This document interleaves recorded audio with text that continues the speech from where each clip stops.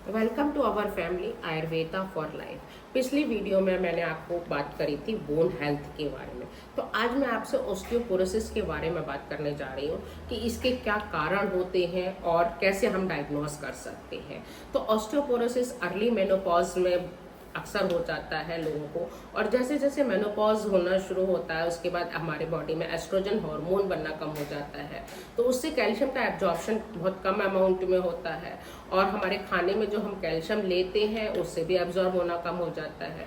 तो फीमेल्स की bone calcium loose करना शुरू कर देती हैं। तो इसकी वजह से बैकएक हो सकता है, या छोटी सी भी चोट से आपको फ्रैक्चर हो सकता है। अर्ली ऑस्टियोपोरोसिस के कुछ कॉमन कॉज भी हैं, जैसे अर्ली मेनोपॉज होता है जिनको, या फिर उनको अर्ली स्टेक्टोमी हो जाती है तो उनको भी प्रॉब्लम हो सकती है। लैक ऑफ प्रॉपर डाइट या एंटी कैंसर ड्रग लेते हैं, या स्टेरॉइड पे कुछ लोग हैं तो उनको भी कैल्शियम की कमी हो सकती है। कई बार डाइजेस्टिव सिस्टम प्रॉपर काम नहीं करता है तो उससे भी कैल्शियम एब्जॉर्ब प्रॉपरली नहीं हो पाता।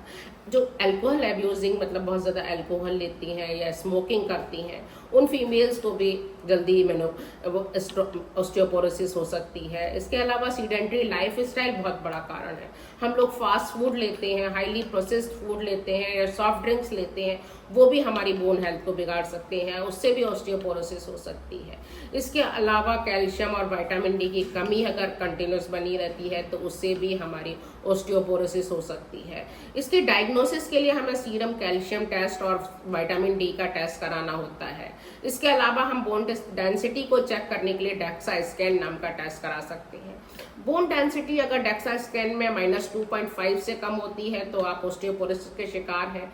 इसके अलावा बोन डेंसिटी अगर -3.5 से भी कम आती है तो आपको सीवियर ऑस्टियोपोरोसिस है। इसके लिए आपको छोटी चोट भी लग सकती है तो आपको फ्रैक्चर हो जाएगा। आप जरा सा गिरे, मालूम पड़ा आपको फ्रैक्चर हो गया, तो ये बहुत कॉमन चीज़ें हैं। तो ये एक गंभीर समस्या है। इससे बचने के लिए आपको अर्ली एज में ही प्रिवेंशन बहुत ज़रूरी है। तो ऑस्टियोपोरोसिस से प्रिवेंशन के लिए मैं कल आपको वीडियो में आपको नई बातें बताऊंगी कि आप कैसे अपने आप को अर्ली एज में ही प्रिवेंशन कर सकते हैं, जिससे कि आपको आगे जा करके ऑस्टियोपोरोसिस के शिकार ना हो सके। Thank you.